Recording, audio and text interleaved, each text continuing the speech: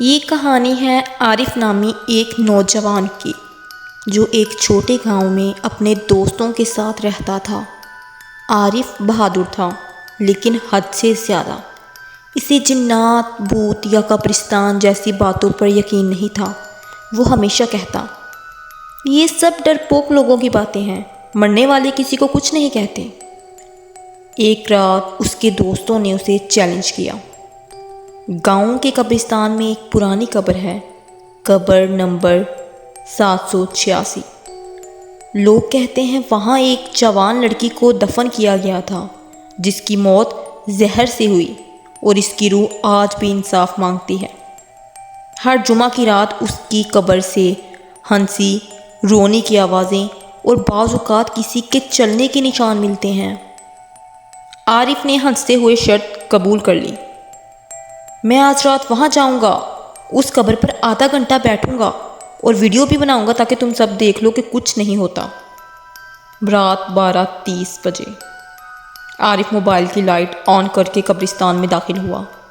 درختوں کی سرسراہٹ، الوں کی آواز اور ٹھنڈی ہوا اس کے چہرے کو چھو رہی تھی۔ وہ قبر نمبر 786 کے پاس پہنچا۔ قبر پر ایک پرانا مٹی سے اٹا ہوا خطبہ تھا۔ اس پر اس کا نام لکھا ہوا تھا، زینب بنت فاروق، وفات 2005۔ مرنے سے پہلے بولی، میری روح کو انصاف چاہیے۔ یہ پڑھتے ہی عارف کے چہرے کی مسکراہٹ غائب ہو گئی۔ پھر بھی وہ بیٹھ گیا۔ 10 منٹ، 15 منٹ، پھر کچھ نہ ہوا۔ پھر اچانک سرد ہوا کا جھونکا آیا اور اسے لگا کوئی اس کے کان کے پاس آ کر بولا، تم بھی میری طرح مر جاؤ گے۔ وہ چونک کر اٹھا، پیچھے موڑا، کچھ نہیں تھا، لیکن اب قبر پر کچھ عجیب سا تھا۔ مٹی ہلنے لگی۔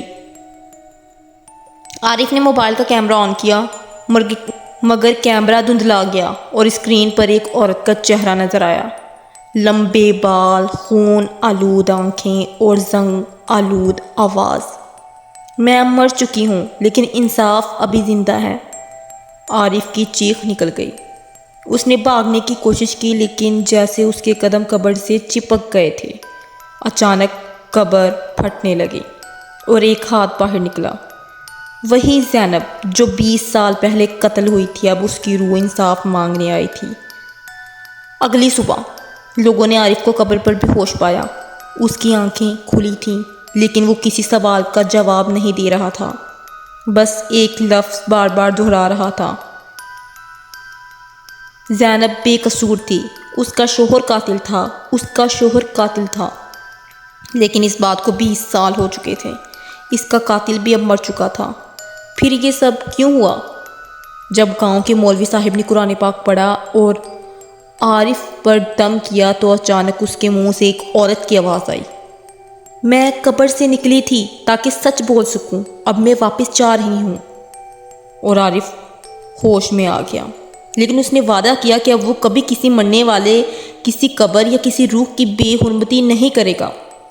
تو دوستو، اس کہانی سے ہمیں یہ سبق ملتا ہے، قبر صرف مٹی کا ڈھیر نہیں ہوتی، وہ کسی کی آخری آرام گاہ ہوتی ہے۔ مرنے والے کمزور نہیں ہوتے، وہ خاموش ہوتے ہیں۔ اگر ان کی خاموشی کو چھیڑا جائے تو وہ بول بھی سکتے ہیں اور سنا بھی سکتے ہیں۔